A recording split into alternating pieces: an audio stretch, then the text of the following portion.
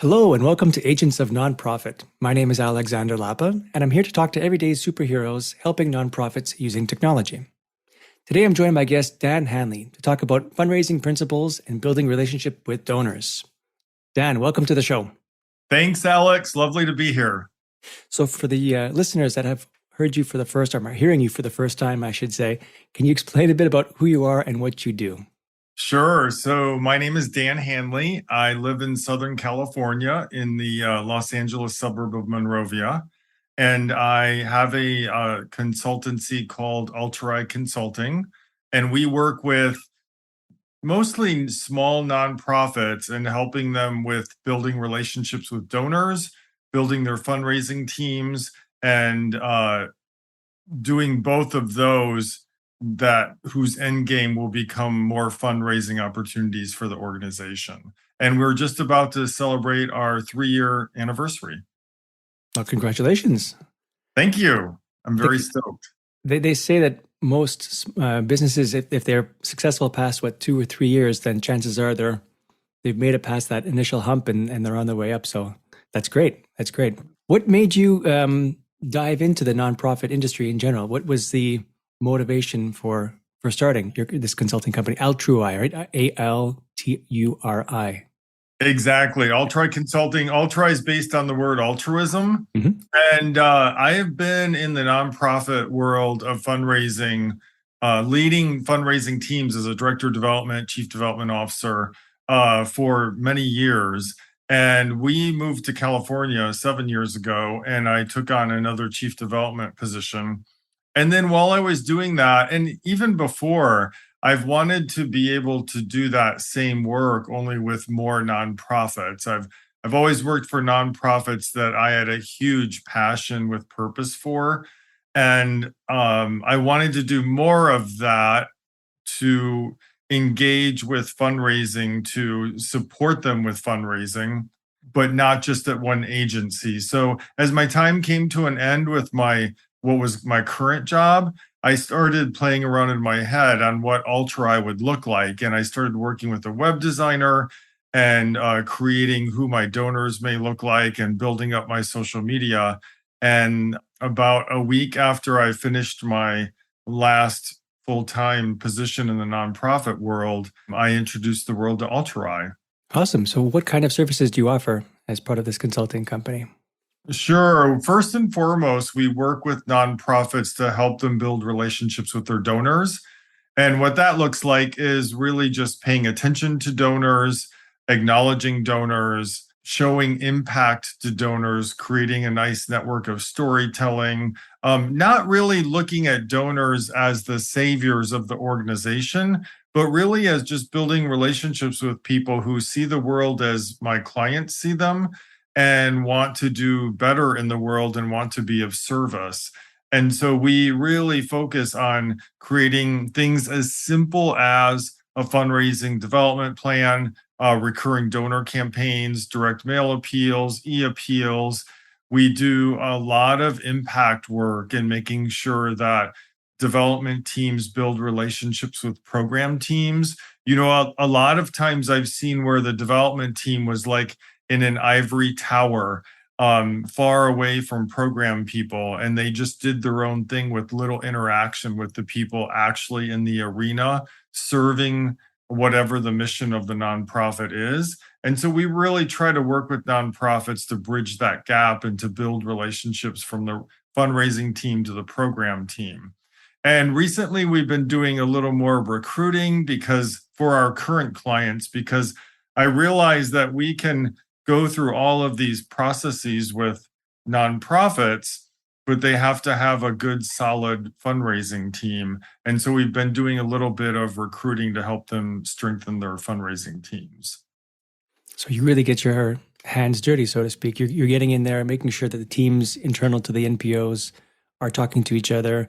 I guess you're doing more coaching, guiding, mentoring type of situation, or is it even more than that? Or is it a one-on-one type thing, or group coaching, or virtual? I imagine most of it is virtual. Yeah, talk about how the actual process works. Yeah, I really appreciate that. It's different for every client. I have clients throughout the U.S. and Mexico. And a lot of my clients are involved in border work in Tijuana. All of my clients are involved in some type of human rights, social justice, or animal rights type of work.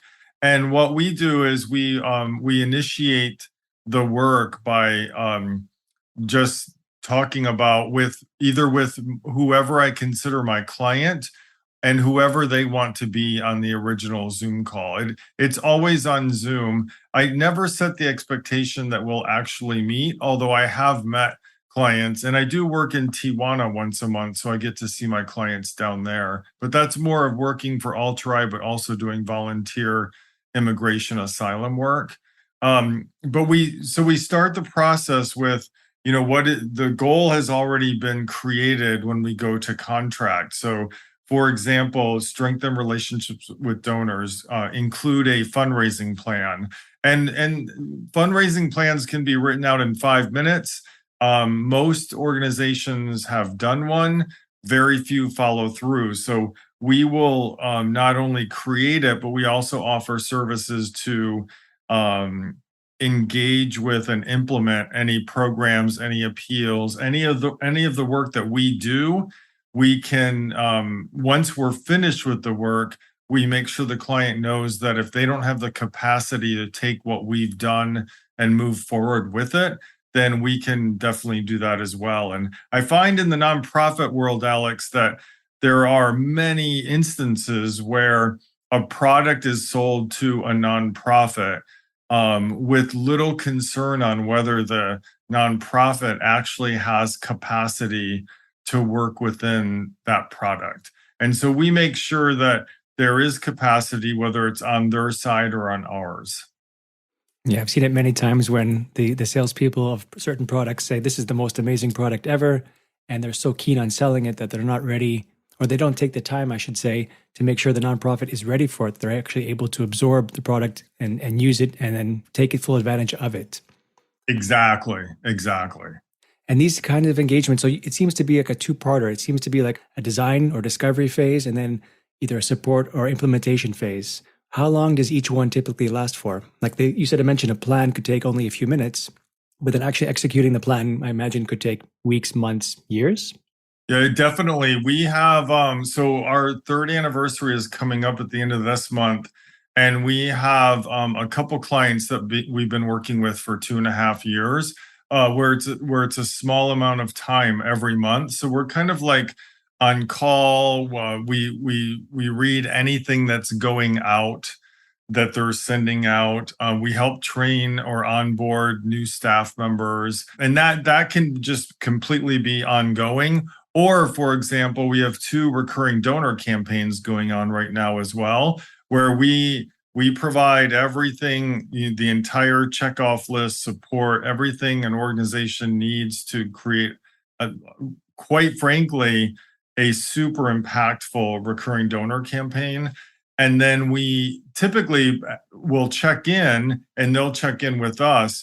But from everything that we've done, they can just move forward with that on their own. And then if there's more work to be done, another type of campaign, on anything else that they want to work with us on, then we're happy to do that. But we'll finish that project and move on to the next. And you mentioned about recruiting as well. So you actually help the nonprofit recruit the various people for the dev team or the program team. How does that work? Yeah, that's been a blast, Alex, because you get to meet nonprofit fundraising professionals from all over and have really engaging conversations with them. And so we do that not on the level of like your typical recruiter where they would handle everything and that's what they do and that's all they do. We're really looking at the perspective of how can we support our client in creating a team that is going to rock and roll with all of the work that we've created and everything that we've put in place so far. And so by the time we speak to a potential candidate, we know the organization very well. We have a huge passion for the work that they do, and we know the expectations of what this person should bring to the table. So we start off with yesterday, I had a 20-minute phone call with a potential candidate for a chief development officer position.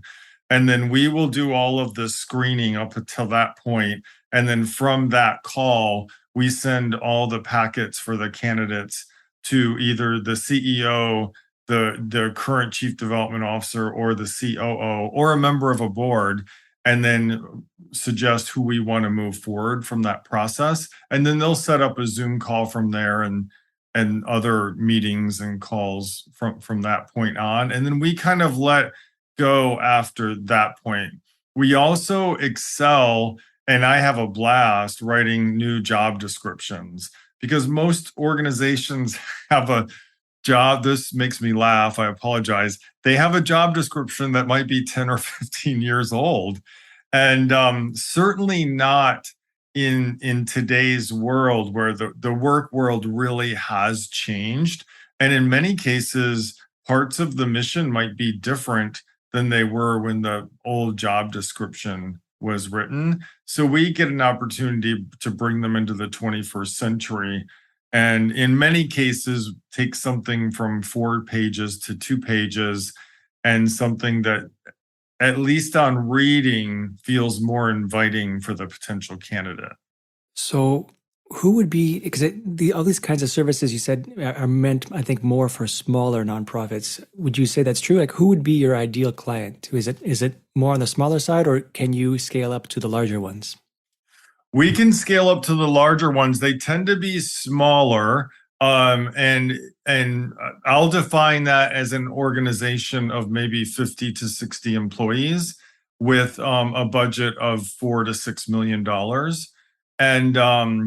And we also, when we do have a client at $1.5 million with 15 employees, and particularly for Altrui, working in the fields of refugees, immigrants, domestic violence, homelessness, animal rights, and human rights. Those are pretty much our fields.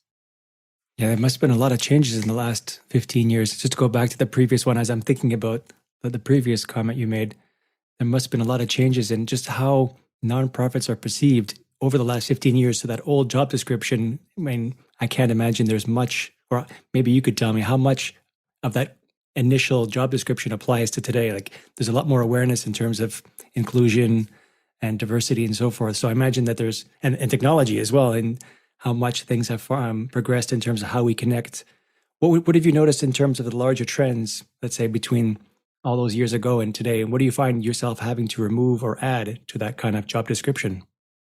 I try to pretty much, well, what we'll do is we'll have a meeting, Alex, with the team, and then we will submit a new job description that basically says, this is what we want you to bring as far as your experience. And actually, that's the second part. The first part is, this is what we want you to do here. This is what the accountabilities are for this position. But instead of saying we want you to bring in $1.1 million with an e-appeal campaign at the end of the year, we'll say we want you to be kind. You have to love or embrace human rights. It has to be a passion of yours. If it's a human rights, if it's refugees, then you really have to have a passion for this type of work. And then I have a whole long sentence of just attributes that we are really looking for, like positivity and compassion and ethical or ethics. And then maybe 3 or 4 of leading the development team, and then some of those specific duties that you may find in older job descriptions. But really, just what type of person are you, and the type of person that we want to lead our development team. And it works really well. It works really well. We've done this. Well, we're doing 2 right now. We've done 2 prior to that. We're still rather new to this recruiting thing, but I'm having the time of my life with it. And I feel like each job description that we do is different and super strong towards the mission and impact of the organization that we're working with. So it sounds like a real shift from, finance points to more, like you said, attributes, and especially qualities, positive qualities. What about any kind of tech skills or any kind of skill set that they would need to be able to complete their job? Yeah, so I have seen a couple where we work with organizations that have a very strong presence on social media, especially border groups that are doing refugee work. They're giving daily or sometimes two or three reports a day on what's happening at the border, or with asylum cases, or with refugee camps. And so social media has to be strong in many cases. And even though social media may not be an exact fit for technology, I'd say that we also do look at, when I'm looking at candidates, I want to say I of course do this, but maybe not everybody works like this. I do go to their LinkedIn page and see what they look like on LinkedIn, how they're presenting themselves to the professional world. That's a great window. I find LinkedIn is a great place to get a professional perspective on people.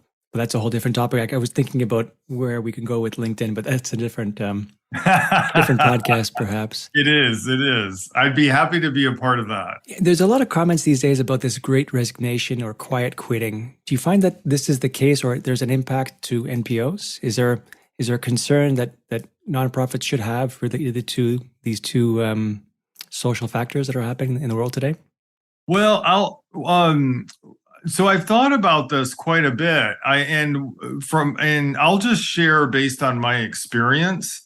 And based on my experiences, the positions that we're trying to fill are either new positions or positions of somebody who had been in that position for 3 or 4 or 7 years. So I'm not sure if any of those two are part of that. I will say, though, that when talking to new candidates and looking at current development teams, I think it's absolutely important to say, okay, does she have to be in the office 5 days a week? Does she have to make that drive, especially in Los Angeles? It's like, do the employees every day have to be there? Now, if you're serving food to youth experiencing homelessness every day, well, then that person does have to be there.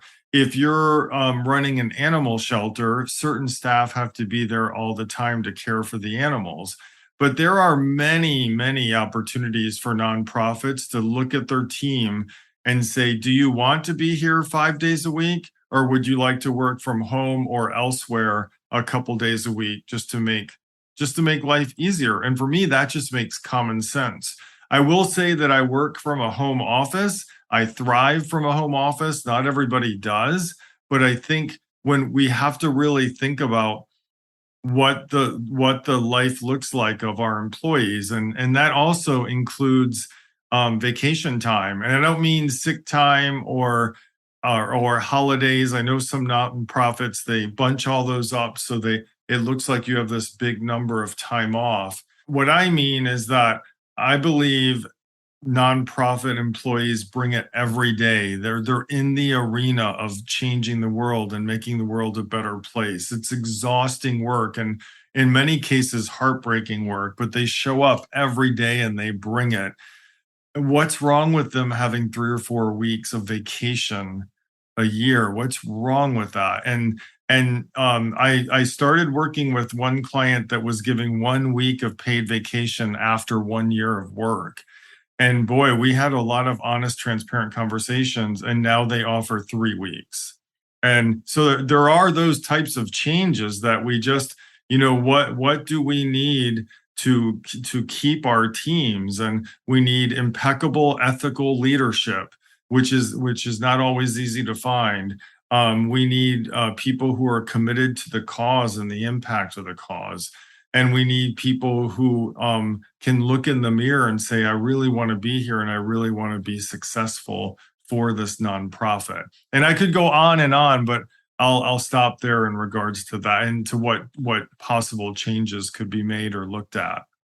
I don't have any actual numbers, but I have a sense that there are quite a few people out there, especially over the last few years with the pandemic, that they just got tired of working for a corporation and said, I want to change in my life. I want to provide some kind of service or be better or provide a better good, and then join or want to join a nonprofit. In terms of the great resignation, as I mentioned, would you or have you seen in your experience people moving from that corporate environment, that stiff corporate environment, to a nonprofit because of the fact that they want to contribute back to the world?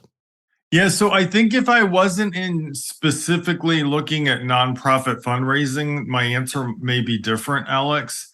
But I would say I don't see a whole lot of that because the positions that I'm looking for are typically the head of fundraising and the head of major gifts or larger gifts or bigger donor relationships. And typically for those, I want some type of experience. And I'm very clear with that in the job description. I want somebody who has done this, who has the experience of being in the nonprofit world. I came from the world of hotel sales and catering. I did special events for a living through Hyatt hotels. And so that really helped me when I came into the nonprofits. But when you're looking at leading a team, most of the people I interview for those first phone calls are people who are currently in the nonprofit world. No, that makes sense. Let's shift then a little bit to donors. What would you see, or what do you see in terms of common symptoms that an NPO has when they're struggling with their donors? I mean, is it just a matter of donations are down, or is it a type of engagement, or are there other factors that a nonprofit can look at and keep an eye on to make sure that their donors are happy and engaged? Yeah, so I have a lot to say about that. So give me an hour or so, Alex. Let's take it. We can take it. Maybe a couple points at a time, and I can ask some. We can of dive course. deeper into certain topics. But let's say major top 3 symptoms of we have a problem. We need to donor problem. We need to start deciding what to do next. Yeah, the first thing that I would say is that people are giving in droves. They are giving.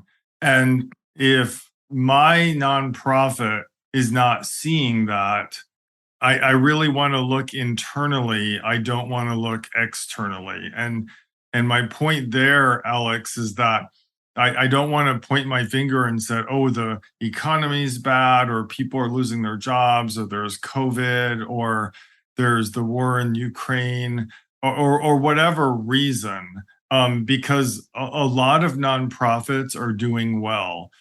And they're doing well because they're engaged with their donors.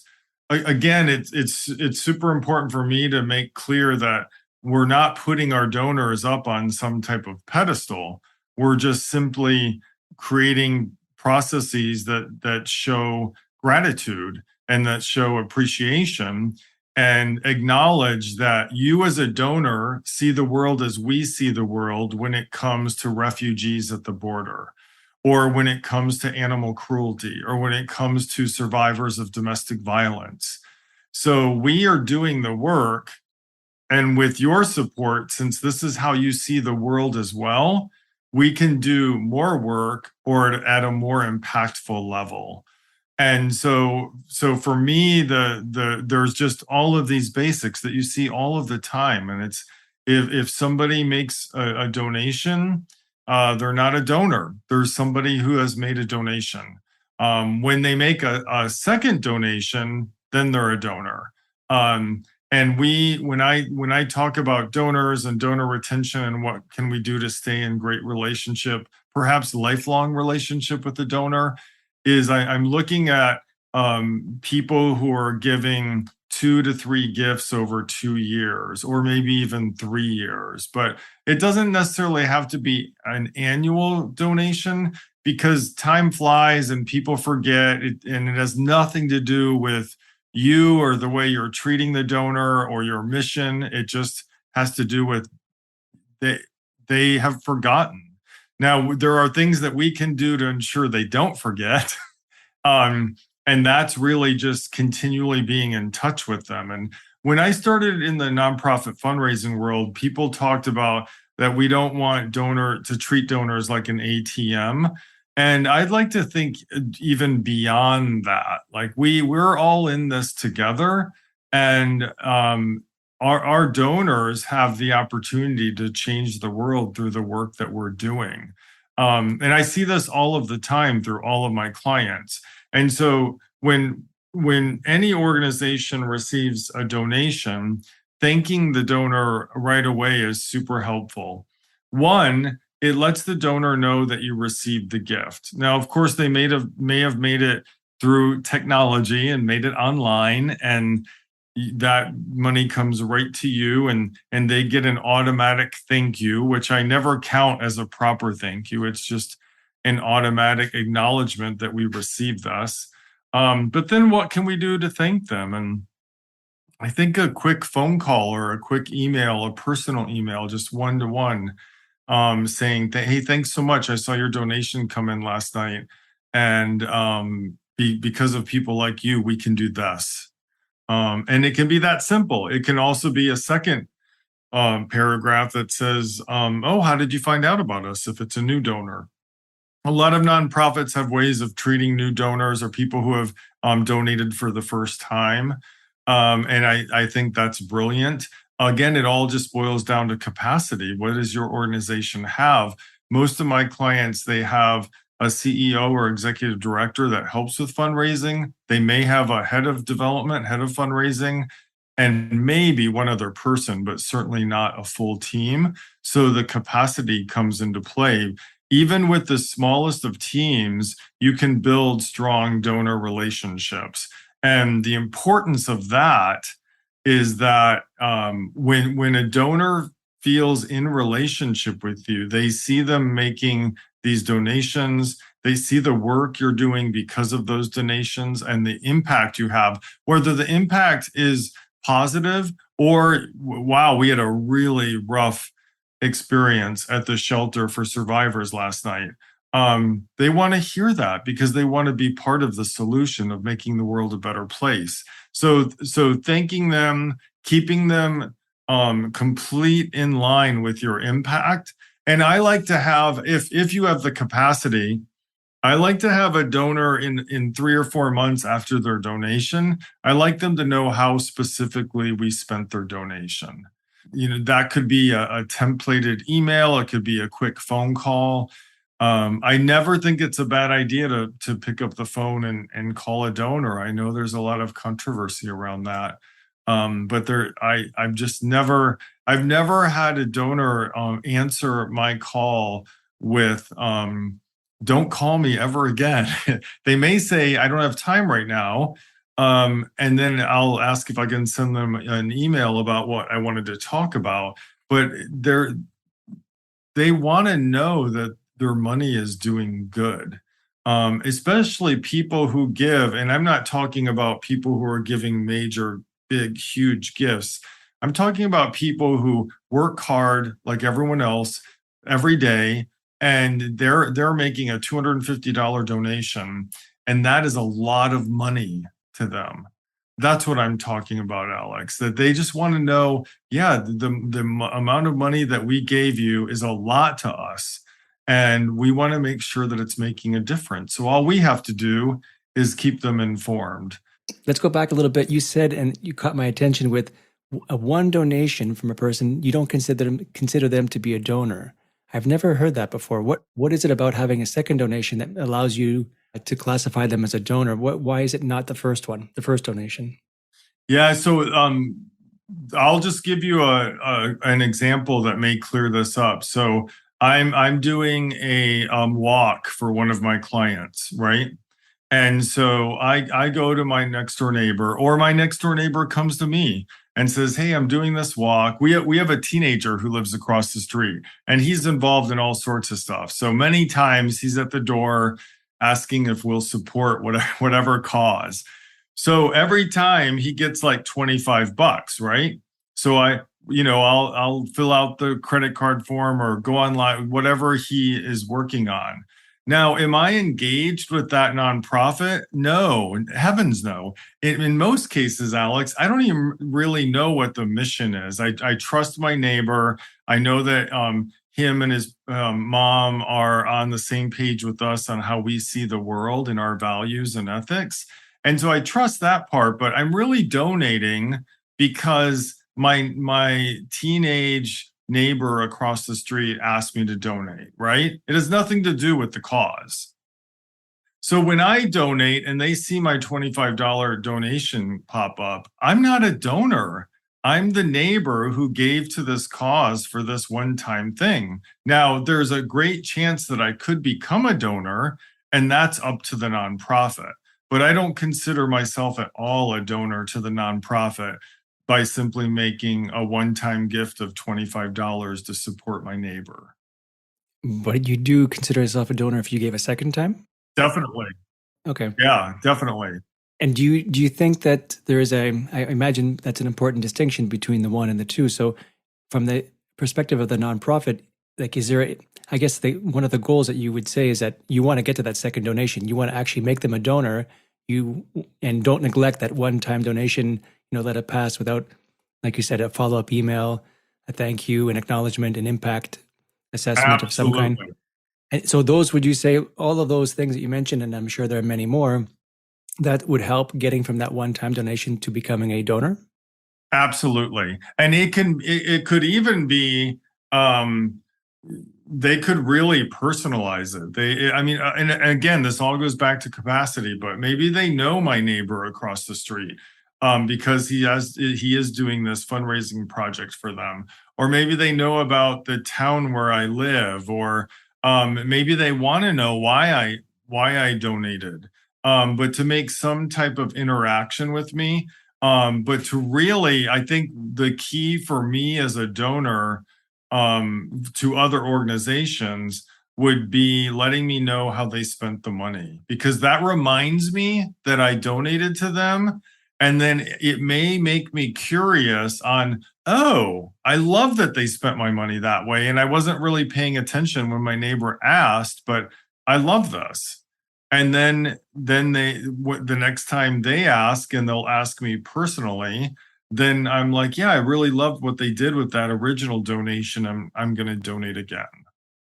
Yeah, that makes sense. You also said that it's typical for a donor, especially one or a donation that's made online, to get a automatic acknowledgement. Is there room for personalization in that acknowledgement email, or do you see it as a blank thank you as an acknowledgement, and then a more personalized? You mentioned that either a phone call or an email could happen afterward, but even that second email, even though it's sent from a person, you could incorporate the wording and the tone of that second email in the first acknowledgement email. Like, is there a difference between those two really, or can you achieve the results with just that one acknowledgement email? I'm 100% with you, Alex. I think you can achieve the results with the first email. I still want a first real connection. So you can absolutely make it super personal. You can do what you need to do to let them know that you've received the donation, but you can make it personal and show kindness and a little blurb about why the donation is important to you. You can do whatever you want, really. I mean, I hesitate to say to add a short little story or something like that, because people aren't really paying attention to this, but you can personalize it to the extent that you have capacity to do that. And I highly recommend that. I still urge you to consider a real touch from somebody in the development team, a board member.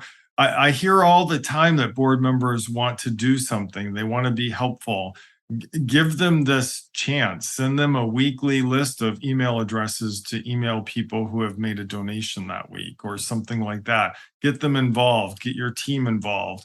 If somebody says, "Hey, I really love this, program A," then ask, because you're a development team that's in relationship with the program people, ask one of the program people who's working in that specific program to send the donor an email to say thank you. But definitely make a human contact that isn't just the automatic. Now, some nonprofits, huge nonprofits, don't do this at all. And they're super successful. Their impact on the world is fantastic. But for me, and the way that I fundraise and the way I want to be treated as a donor, and the way I see the relationship between the donor and the team doing the work at the nonprofit, I like that further acknowledgement. And as you're talking, the personal touch is wonderful. It's also very time consuming. So when you start talking about these kinds of topics, my mind is saying, oh, automation. Like, there are ways that you can keep it personal, especially in the content of the email, but also have some kind of customer journey. If you're using the proper technology, you can have that acknowledgement being sent out. And then depending on whether the email was opened or not, you can have it at branch to decide, whether you send this email or that email. And there's a whole journey that you can take that donor along that, can feel or should feel very personal. But at the same time, you don't need to have actually somebody manually typing an email from start to finish for every single donor. So did you recommend these kinds of things, or you say, because I'm working mostly with small nonprofits, just go full in manual, at least to start, before you start considering automation? I would suggest going full in manual and see how that works. And if it doesn't work at all, then definitely see what else is out there. And I realize there is a lot out there, and you could really take your time in finding services that are impeccable to how you want to express yourself to donors. There's still nothing, Alex, at least to me, Alex, that is better than, hey, I'm just having my morning coffee. I saw your donation from last night. I just want to say thank you. Whether that's an email or a phone call, I'd prefer a phone call. What for anyone in the nonprofit world, I just can't see where taking 15 minutes a day just to call people to thank them for a donation interrupts your day. It's just a win-win for everybody. Obviously, a phone call is much more personal. It takes more time. Do you find that the responses are better, or the responses are better by phone call versus email? Well, I thought at first, remember, especially if you're calling someone who's made their first donation, they're probably not going to answer your call, unless by chance they answer by mistake, which is always great. That's happened to me. So you're just leaving a voicemail. But yeah, I would say it is impactful when I'm checking my voicemail and I get a quick, super quick to the point message from somebody from a nonprofit that I made a donation to because my neighbor asked me. I do smile, and I'm like, yeah, good on you for doing that. Yeah, I'm still a bit old school too, in the sense of I prefer sometimes a phone call over a text message because it's more personal. So I can appreciate that. But I'm curious to know about maybe some of the younger donors, who have grown up with text messages, and even though they have a mobile phone, they don't actually use the phone button. Right, right. Then there are people that who I know, not who donate to my causes, but who I know who will absolutely say, "Don't call me. If you need me, text me." And I have clients who we have very few phone numbers. It's all email, it's all technology, it's all website, it's all online giving. And so then we revert to email thank yous. If you're a nonprofit, you figure out you absolutely do not have the capacity to do a personal thank you, make that automatic email as personal as possible, and with an invitation to connect. And to add to your point about the sending an actual email from a person, there's something to be said about, and I've received this before, where I get an email saying, this is an email sent from an actual person. This is not an automated email. And it might sound silly to say it. I'm actually a human sending this, and it's not an automation system sending it, or automated system sending it. But there's a genuine aspect to it that I actually will take the time to read that email more. At least I'm more likely to read that email than if it was an automated one. Even though it's, as you said, personal and whatnot, there's something to be said about that little tagline. So maybe that's some food for thought as well. Well, yeah, and most of us know that if we make a donation online, we're going to get an automatic email, and most of us just delete it. That's true. It's just meaningless to us. Yeah, especially if it's just, because sometimes you can see these emails where it's just, thank you for your donation, and then it has like just a section where it says, your name and maybe the donation amount, and it's so obvious that it's not, an actual person that wrote this. Or I mean, they wrote it, but they didn't send it. Like, it's not personal to my particular donation and for this particular moment. Right. Exactly. I'm curious, in terms of your services as a consultant and helping these nonprofits, In terms of technology, do you offer any kind of guidance, any recommendations you have, things to avoid, things not to avoid? Obviously, I'm trying to anchor it a little bit to a CRM, but I'm anything else that you normally recommend nonprofits use in terms of technology? I think CRMs are vital to nonprofits, no matter what the size of the nonprofit. All of my clients have some type of CRM. I have taken one client from Excel spreadsheets to a CRM. And again, when you're looking at a CRM, whether it's one you currently use or if you're looking for a new one, I think capacity and realizing how you work have to be instrumental in the CRM that you're going to choose. Like I don't think that nonprofits spend enough time really looking at CRMs to see that they fit in as many ways as possible. And then just being somebody who does a lot of border work, a lot of domestic violence work, and a lot of human rights work, I would say that most of my clients use, and I believe this is technology, although you could correct me, most of my clients use WhatsApp or Slack to communicate. And I think from a fundraising perspective, this can be super helpful because you can create one place on WhatsApp or Slack where program people can feed you just constant updates on what's happening.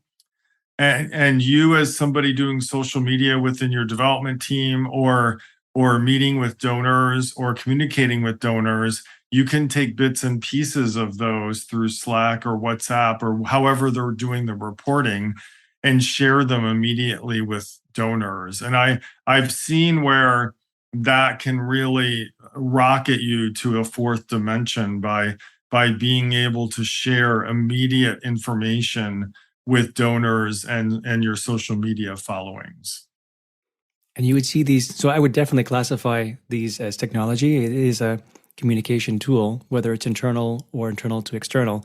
Did you find in these situations that are more internal communications between teams, or is it also between the nonprofits and the donors? Thank you for clarifying that. It's between teams. So the main thing where it just works so well is that program people, for example, you're working at the border and you're at a specific refugee camp, or you're finishing an asylum case, or you're leaving an ICE hearing, and you just hop into Slack and just put what happened right there. Then whoever's working social media, whoever's about to meet with a donor, they have that information right there. And imagine if you have 20, 30 people doing that, then you have an instant resource of unending information for your donors or for anyone that you're really communicating with. A communication tool, I think, is vital to a nonprofit. You even mentioned yourself that there's sometimes different teams that are working in silos and they don't know what the other hand is doing. So, creating these kinds of channels or these groups to be able to talk about certain topics and to share information in real time can be a game changer. Right, exactly. And it is a game changer. I think when I follow some of my clients on Twitter, I can see that this is how they're doing it because I feel like I know way more than I would typically know about what's happening on a day-to-day basis just because this is how they're communicating between programs and development. And this goes back, Alex, to the vital idea that development has to be in relationship with the program folks. Mm. So my next question is a bit of an open-ended question, and I'll try to keep it narrow. In terms of fundraising principles and building donor relationships, what interesting trends have you noticed in the past couple of years, or at least looking forward, that NPOs should look at in greater detail because they might be beneficial for them to use or look at or spend more time on? Yeah, I think that for my experience with my clients, we realize that people really care about the mission. And I don't know if that's always been the case where people would make donations and the nonprofit would, send a formal thank you letter, and then maybe an impact report once a year, and then you're on their direct mail list, and God forbid you give them your email address, and then you're getting all these e-appeals, and all of this stuff is happening. But somebody's forgotten that at the end of the day, you as the donor just really care about the work that they're doing for survivors, right? And I think that is definitely getting better, for at least for the organizations that I'm working with and the organizations that my family donates to. And that's a win-win for everybody when that begins to happen. I also think, like, on the hiring end, we're starting to see most organizations, not just in fundraising, but throughout whatever positions they have open. Most or many organizations, I wouldn't say most, but many are starting to share their salary, which is really around equity, right? And is really the right thing to do. That these salaries aren't just hidden, that people and nonprofits are being more transparent. I think that really adds a lot to the nonprofit. I also believe that more and more nonprofits have stopped apologizing for the fact that they pay their staff a decent salary. I'm hoping that is past history. I think more and more nonprofits are looking at donors more as partners and less as saviors, which is, I'm sure there are many who aren't doing any of this right now, Alex, but in my world of human rights, animal rights, border work, immigration, domestic violence, I'm seeing it more and more where nonprofits are reaching out their hand and saying, hey, we really want to serve this many more survivors. We want to represent them more in court, and we can do this with your help. And will you help?